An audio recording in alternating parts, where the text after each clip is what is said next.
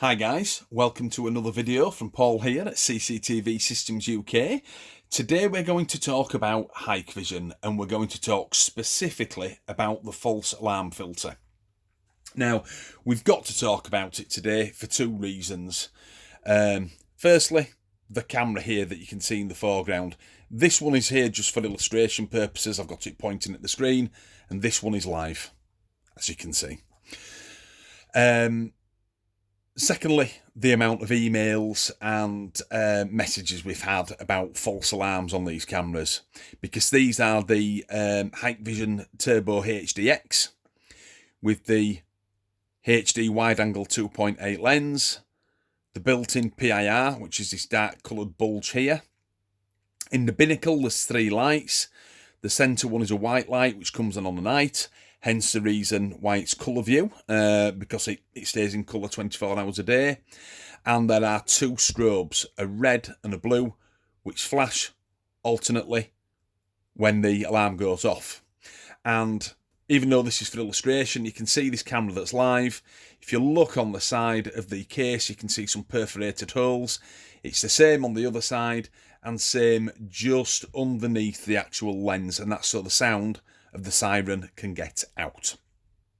So, false alarms. You're going to get them on these types of cameras when it's on motion detection. Why?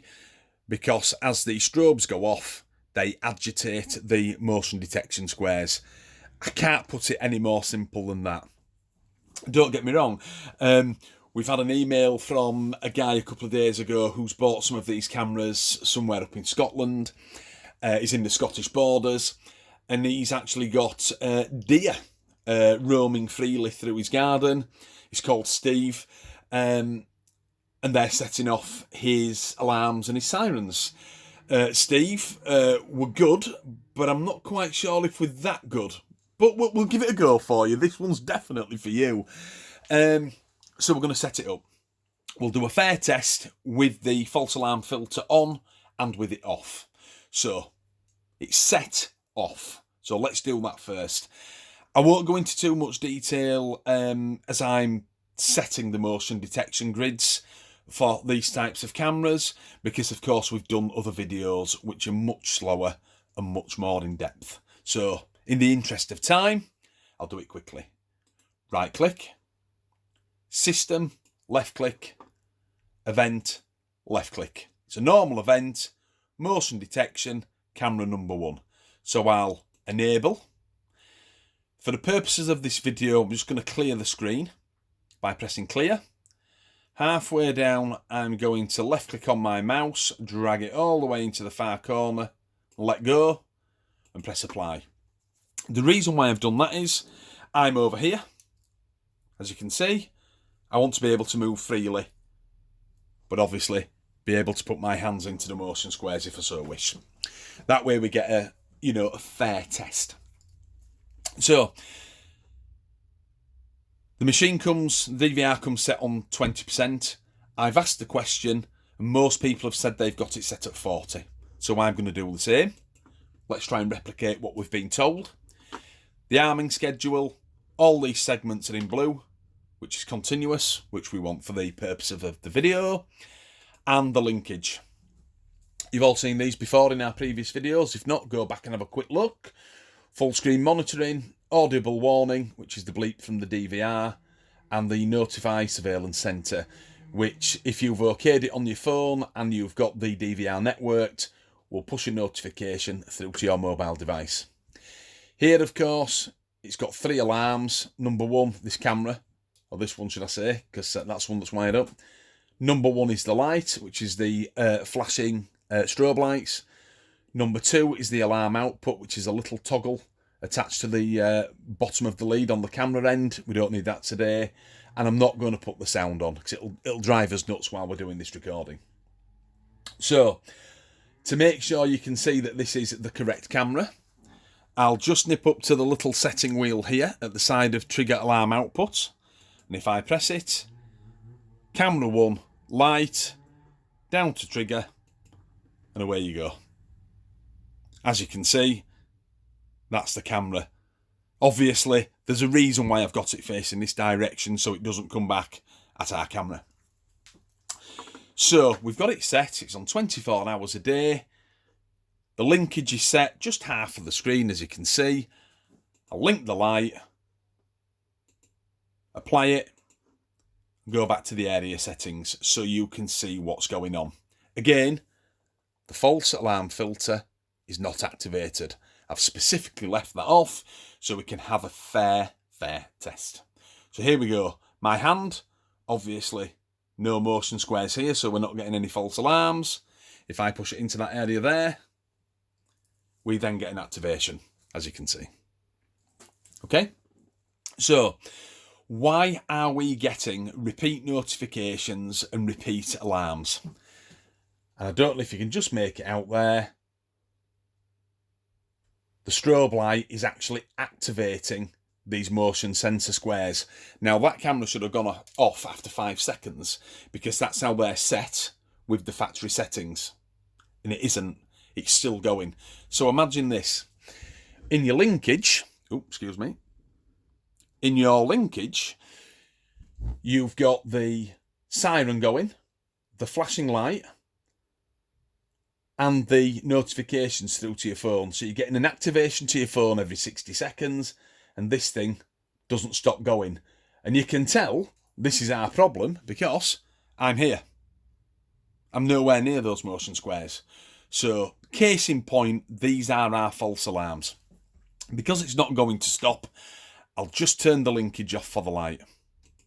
Having to do that because of the false alarms. So, why are we getting these false alarms? Again, the light is coming back and it's aggravating the motion detection squares. It really is that simple. So it's feeding itself. It's a constant loop. And the best way to show you that, really, I suppose, is to turn the light back on. Go into the area. And we're getting it in a small room with only half of the screens activated. But if I put my hand here and reset it off, can you see now the motion squares coming up from my hand? Half of my hand is in the clear area, half of it is the motion squares. And that's what's happening on the night, guys. We're getting too much aggravation of these squares. If I move my hand away, we'll get less and less and less. But in the dark, that's what's setting it off. It's as simple as that. So, linkage. Oops, there, look, it's doing it again. Off. So, how do we tackle this? We go back to the area settings, still set it at 40%, and now let's click the false alarm filter. As I click it, a message comes up on the DVR. The alarm accuracy is related to the camera PIR detection range. Basically, this. And it's got a range of roughly 10 metres. Some people say it's a little bit more, some a little bit less. We think it's okay to 10 metres. So let's apply it, press OK and apply it. So now the false alarm filter is on. So in other words, it's not only depending on these squares here, it's also depending on the PIR on the camera, which of course is here on this model that's live. So everything stayed the same. It's still at 40%. Just switched the linkage on because we turned it off earlier on. It was going absolutely crazy without the filter on. And then we'll run our hand in front of the screen and set it off. Here we go. No alarm. Into there. And there's our alarm going off. Now this should go off relatively quickly, within 5 to 6 seconds.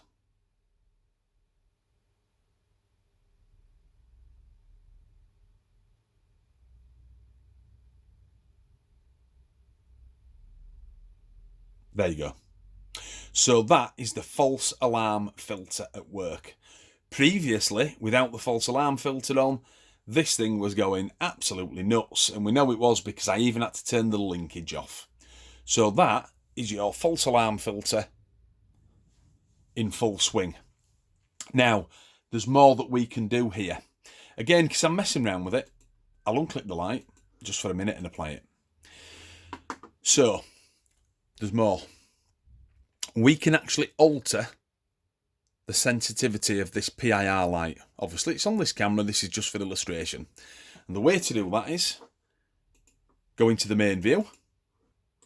There you go. Hover to the bottom of the screen and press the PTZ control button. Now, if you press that, it brings up the PTZ controls. And to bring up the menu, just go up to there when it says Iris Plus and left click. And up comes the menu. Let me just see if I can find something dark to put in front of the camera. What have I got that's knocking around? I can't see anything to hand. Oh, I tell you what. What about this? Sorry guys, just bear with me. This is the back of a DVR case. That will do nicely. So, we've pressed the iris button and here we are inside the camera. And this is the chip inside the camera itself. Well, this one. So, how can we turn the sensitivity down on the PIR sensor now that we've activated the false alarm filter as well? We use the up and down button and the left and right. So we go down to the fifth one in the menu, which is function. Press the plus iris button and now we're into the menu. So as you can see, PIR is on number 3. These are the factory settings and I'll go through them. Number 3 is in the middle because it can go 1 to 5. 5 being the most sensitive, 1 being the most docile. If you go down to the next one, PIR detection mode, there's outdoor and indoor. Outdoor is basically a bigger gap between the motion on your camera and the activation of the siren and the flashing strobes. I'm assuming that's so that people can walk into the centre of the garden before it activates. The next one down, alarm time. Again, factory, it's set as 5 seconds. You can have it as 10, 15, 30 and 60 seconds if memory serves. And then of course the other one that you can change is the volume, which is set at medium. And again, that's factory, but if I press the right hand buttons there, you can click it up, medium and back down to low. I'll just keep pressing the up button and it'll just scroll round. I'll keep it on medium for the time being. Let's just go back up to the PIR level, because that's what we're concerned about today. We're concerned about false alarms. It's set on number 3. Let's put that down to its lowest setting, number 1. And then we'll drop down. I know you can go upwards to get to this quicker, but down to there where it's save and exit, and press the Iris Plus. There we go. So we've changed the sensitivity on that. We could change the amount of time it runs for, and we can also change the outdoor and indoor setting to make it a bit more accurate. All these things all add up. But for the sake of false alarms, let's just mess around with the PIR. I'll remove the old case.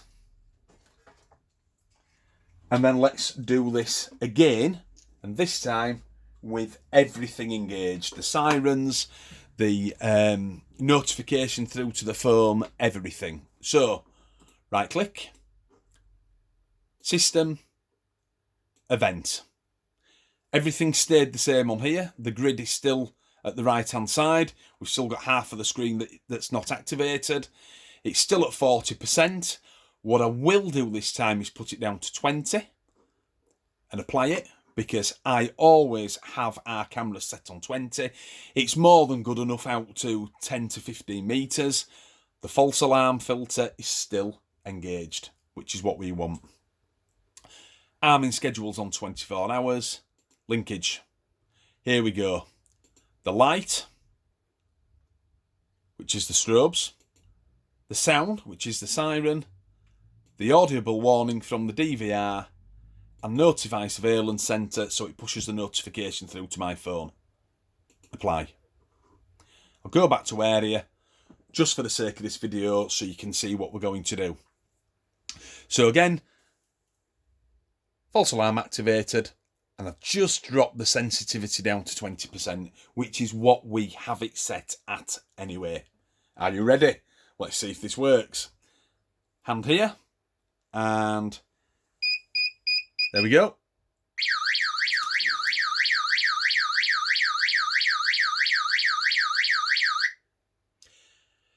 Notice how quickly that went off there. Sorry, I just caught the bottom of the screen there with my hands. So notice how quickly that went off. It went on and went off quickly. Now then, the sensitivity was down and the false alarm filter was on. That shows it works. Now, as I'm going to mess around a little bit more with this, I'll just unclick all the features, all the linkage features. And let's go back to the area settings, because there are a few more things that we can do.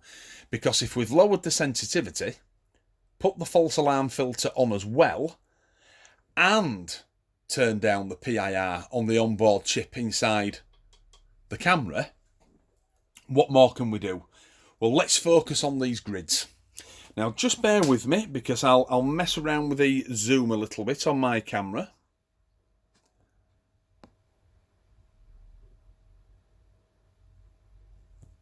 There we go. Right, so now you can see the grids. So there's other things that we can do to help out here.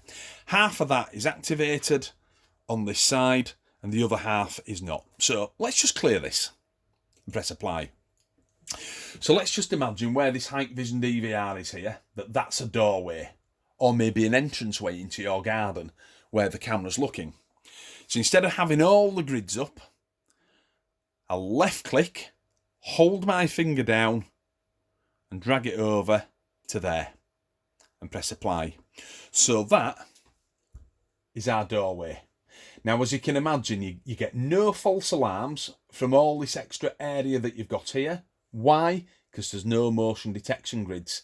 And of course, we've got it only on 20% and we've got the alarm filter on and we've taken the sensitivity off the PIR. Now, this is how we get rid of the last few false alarms. You know, you're never going to quite squeeze them all out, but we'll get rid of the lot of them. So, again, I can move my hand here. If I put it up above, nothing. But of course, if I bring my hand down into the doorway that we've drawn, there you go. So there's our activation. And this is about using the motion squares the best way possible. That's what this is about. And even better, if you get rid of those and then just put 1, 2, 3 motion squares there, which are quite difficult to see on YouTube videos, but if I run my hand through them, they activate, look, so you can see them. That's even better. So we've got 3 in total activation squares there. That's it. Everything else is gone. False alarm filter on, and it's very low, and the PIR's nice and low as well. This is how you get rid of false alarms, guys. Another good thing to mention is, obviously, we've just shown you how to get into the menu. If you've got plenty of light in your back garden, but only if you've got light there already. If it's pitch black, don't bother. Go into the on-screen menu that we've shown you, and where it says light, turn it off and press save and exit. You can turn this light off, because if you've got plenty of ambient light and you've done all this stuff, you won't get false alarms. It really is that simple, guys. Just persevere with it. You know, all systems are different. All light and ambient light situations are different. So you've got to tailor it. You've got to bring it down to how you like it. But that is how to go about doing it. So that is a video about the false alarm filter on Hikvision DVRs. Always keep it switched on. And I mean that, always. It should be on all the time. So, if you want any more information about these cameras, which I say are identical, or how to set this up, or any more tips about other videos, or maybe just general security tips, always go to our Twitter page or go to our Facebook page. Our Facebook page has got lots and lots of cool things on there. And remember, we are AV engineers and we've been installing for 20 years. We've discovered most problems in that time. All right, 1 or 2 slip past us, but we do know the main ones. So, this is Paul logging off after a video about the false alarm filter facility on Hikvision DVRs. You all have a fantastic day. Goodbye now.